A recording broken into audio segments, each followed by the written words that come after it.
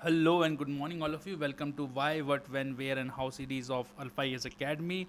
And today we shall be learning about Uniform Civil Code, why there should be Uniform Civil Code, क्या भारत में कहीं और uniform civil code होता है, क्या स्टेट्स इसको लागू कर सकते हैं और इसमें क्या समस्याएं हैं और क्या यूनिफॉर्म सिविल कोड होना चाहिए। तो आइए इन सब चीज़ों पर प्रकाश डालते हैं। तो what is uniform civil code? देखो देखो वेरियस लॉज होते हैं, ठीक है, जो कि इनहेरिटेंस, शादी, डिवोर्स, सक्सेशन को गवर्न करते हैं। इन्हीं को सिविल लॉज भी बोलते हैं, सिविल लॉज, और they are better known as personal laws. इन्हीं को पर्सनल लॉज बोलते हैं। तो यूनिफॉर्म सिविल कोड क्या है? It is a common set of laws governing personal matters such as marriage, divorce, inheritance and succession for all citizens of country. अभी क्या है कि हिंदू मैरिज एक्ट अलग है, ठीक है, और हिंदू सक्सेशन एक्ट अलग है, ठीक है, मुस्लिम पर्सनल लॉज अलग हैं, जैन पर्सनल लॉज अलग हैं। आपका मतलब for the purpose of Hindus तो six comes under Hindu only, in under the Hindu marriage act. But अभी भी अलग अलग रिलीजन के, इनफैक्ट कुछ कस्टमरीज लॉज हैं जैसे नागालैंड के, वो अलग हैं। तो पर्सनल जो लॉज हैं वो बड़े बाइफरकेटेड हैं, वो बड़े रीजनल इन नेचर हैं कि अलग अलग जगहों के अलग अलग लॉज हैं, अलग अलग रीजनल प्लस रिलीजन में भी डिफरेंस है, अलग अलग रिलीजन के अलग अलग लॉज हैं। तो यही माना जाता है कि इक्वालिटी लाने के लिए यूनिफॉर्म सिविल कोड ज़रूरी है। और ऐसा नहीं ये हम कह रहे हैं, it was under the article, and it is under the article 44 of the constitution of India, which states that there shall be a uniform civil code for all citizens। ठीक है, थोड़ी सी हिस्ट्री देख लेते हैं कैसे ये स्टार्ट हुआ। तो कॉलोनियल एरिया में जब भारत ब्रिटिश राज के अंडर था, तो 1835 में लॉर्ड मैकुले जो थे, उन्होंने कोडिफिकेशन ऑफ लॉ स्टार्ट किया। उन्होंने हिंदूज़ लॉ को कोडिफाई कर दिया, लेकिन मुस्लिम लॉज को बाहर रख दिया। Of course you know why, because to have और to play the policy of divide and rule. और उसी के लिए उन्होंने अपॉइंट किया सर BN राव को to codify Hindu law in 1941। फिर जब भारत देश आज़ाद होने वाला था, तो कॉन्स्टिट्यूंट असेंबली में डिबेट हुआ। कॉन्स्टिट्यूंट असेंबली में BR अम्बेडकर जी, KM मुंशी जी और अल्लादी कृष्ण स्वामी अय्यर ने सपोर्ट किया UCC को कि आर्टिकल 35 के अंदर UCC होना चाहिए। देखो आर्टिकल 35, देखो अगर हल्का सा आपको याद हो तो वो ये स्टेट करता है कि स्टेट्स किस चीज़ों पे लॉ नहीं बना सकते हैं, और पार्लियामेंट्स की एक्सक्लूसिव पावर है कुछ फंडामेंटल राइट्स को लॉ बनाने को लेकर। लेकिन फिर वो लास्ट में नहीं बन पाए, because at the end of the arguments the members voted overwhelmingly in favor of a uniform civil code being a part of the constitution but not part of fundamental rights. इसीलिए उसको DPSP में डाला गया, that is directive principles of state policy, जो states को बताते हैं कि आपको आगे क्या करना है, किस चीज़ के लिए स्ट्राइव करना है।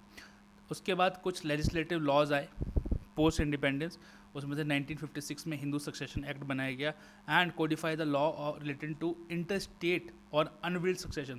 देखो इंटर स्टेट या अनविल्ड सक्सेशन का मतलब होता है कोई भी व्यक्ति जो अपनी विल बनाए या उसकी मूवेबल इमूवेबल प्रॉपर्टी कैसे उसके जाने के बाद डिवाइड होगी, अगर चला जाता है इस दुनिया से बिना ऐसे विल बनाए, तो उसको इंटरस्टे या अनविल्ड सक्सेशन कहते हैं। तो उसके लिए हिंदूज, बुद्धिस्ट, जैन्स एंड सिख्स के लिए, तो मैंने आपको बताया ना कि for the purpose of those acts Hindus covers not only the Hindus but Buddhist, Jains and Sikhs also. However there were separate personal laws for Muslim, Christian and Parsis, वो अभी भी बाहर है। In fact Supreme Court tried to bring some parity in status of Muslim women. In fact Shah Bano case और एक Shayara Bano case भी है, जिससे कि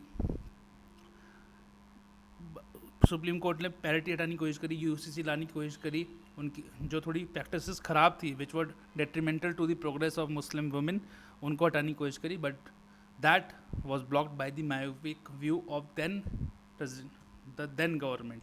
उन्होंने जो है एक पर्टिकुलर सेक्शन ऑफ सोसाइटी को खुश करने के लिए वो लॉज को ओवर रूल कर दिया, वो जो है नया एक्ट ले आए थे।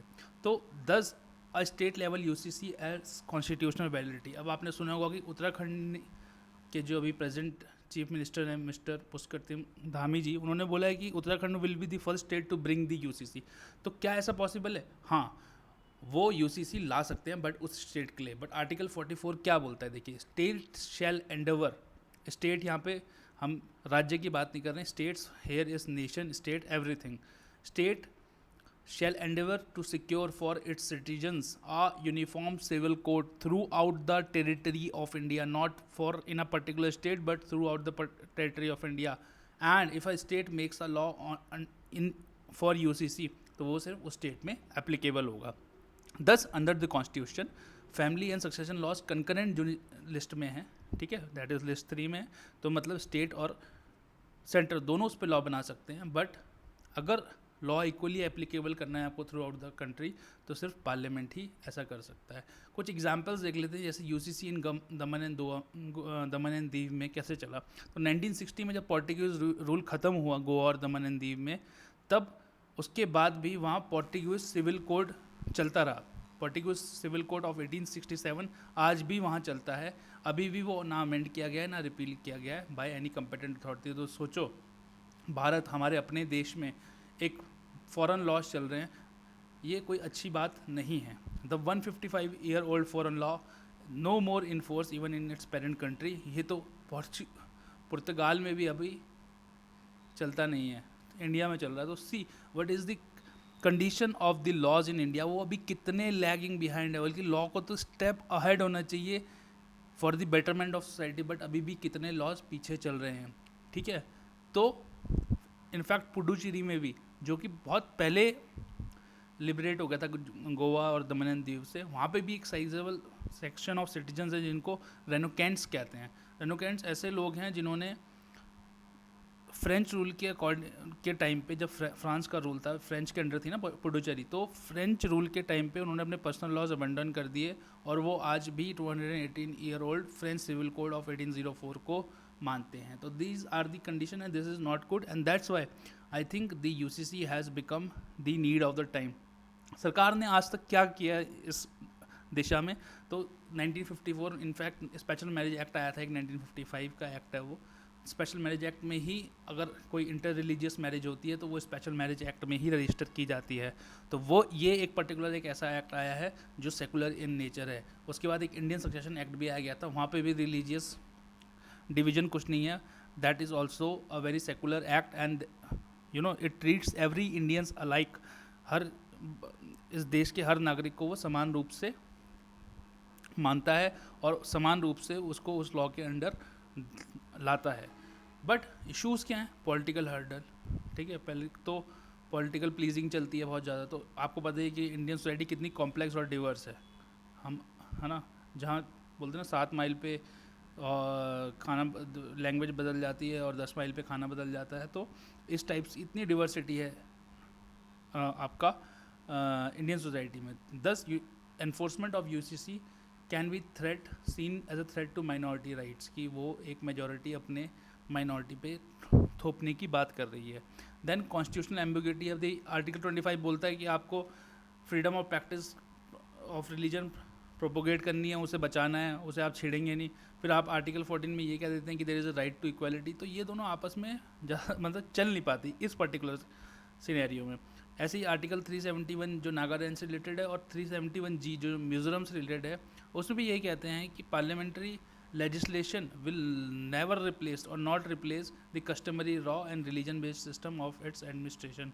तो यहाँ पे भी दिक्कत है कि यहाँ पे आप यूसीसी कैसे लागू करेंगे, ठीक है, ये एक बहुत बड़ा सवाल है। आइए देखते हैं वे फॉरवर्ड क्या होगा। वे फॉरवर्ड देखिए, ज़रूरत तो है टाइम के अकॉर्डिंग, और फॉरेन लॉज इंडियन पार्ट्स में चल रहे हैं, वो कोई भी बहुत अच्छी बात नहीं है। वो हमारे कॉन्स्टिट्यूशनल गोल है जो है यूसीसी का, उस पर तो मतलब वो डेंटी एक टाइप का। 10 Supposing such a code can be enacted at state level, a beginning should be made by repealing and replacing them with central marriage and succession laws in force everywhere else in the country। तो कुछ पहले marriage का एक same law ले आइए, एक succession का ले आइए, और यूसीसी से क्या होगा, एक ट्रस्ट बिल्ड होगा, एक सोशल एटीट्यूड में चेंज आएगा। और उसको इम्प्लीमेंट करने से पहले भी इनफैक्ट आपको आपस में ऐसा नहीं है कि आप किसी पे थोप रहे हो, आपको एक कोऑर्डिनेटिव या कोऑपरेटिव या आप अवेयरनेस लाओ कि भैया यूसीसी ज़रूरी क्यों है। आप सीधा लॉज मत लेके आओ, तो उससे नहीं, तो फिर उससे क्या होगा कि एक सोसाइटी में क्योस हो जाएगा, ठीक है। जब आप ट्रस्ट बिल्ड कर लोगे आपस में कि नहीं भाई it's a very progressive law और ये अब टाइम की नीड हो गई है, ठीक है, और एक आप एटीट्यूड में चेंज ले आओगे सोसाइटी के, तो यूसीसी का इम्प्लीमेंटेशन ईजी हो जाएगा। जब यूसीसी आ जाएगा, ज़रूरत क्यों है? क्योंकि वो एक आपको नेशनल यूनिफॉर्मिटी और नेशनल यूनिटी देता है, आपके लॉज को सिंप्लीफाई कर देता है। अभी आप जाओगे, कितने लॉज पढ़ोगे आप, है ना? जो लॉयर्स होते हैं बेचारे, तो फील्ड ही बन गई है। पर्सनल लॉ तो एक फील्ड है कि भाई मुस्लिम मैरिज अलग आदमी करेगा, हिंदू मैरिज अलग आदमी करेगा, मतलब वो डिवीजन एक टाइप का। तो क्योंकि इतनी वो है, इनफैक्ट मुस्लिम लॉ में भी चले जाओगे तो आप शिया एंड सुन्नी लॉज अलग अलग हैं, उनका जो डिवीजन ऑफ प्रॉपर्टी है या उनके जो मैरिज प्रोसीजर है, वहाँ पे एक जगह दो चाहिए होते हैं, कहीं जगह एक ही गवाह चाहिए होता है। तो इतना डिफ्रेंशिएशन है, तो इतनी बारीकी से जो है लॉज जो है कॉम्प्लेक्स हो जाते हैं, ठीक है। Of course it will uphold the ideal of secularism और gender justice and protection vulnerable section of society तो हो गए। जैसे वुमेंस की स्थिति कुछ रिलीजन में काफ़ी ख़राब रहती है, उनको वो इम्प्रूव करने में मदद करेगा। This will conclude on note that there is nothing wrong in placing the whole nation under a single law of family rights and succession. This must be done in compliance with the constitutional guarantees for equality before law and equal protection of laws as stated under Article 14. Thank you very much for watching. There is a free 3 online mock test waiting for you at the Alpha Is Academy. Please go and subscribe to our YouTube channel. Thank you very much. Take care till then. Bye bye. Take care.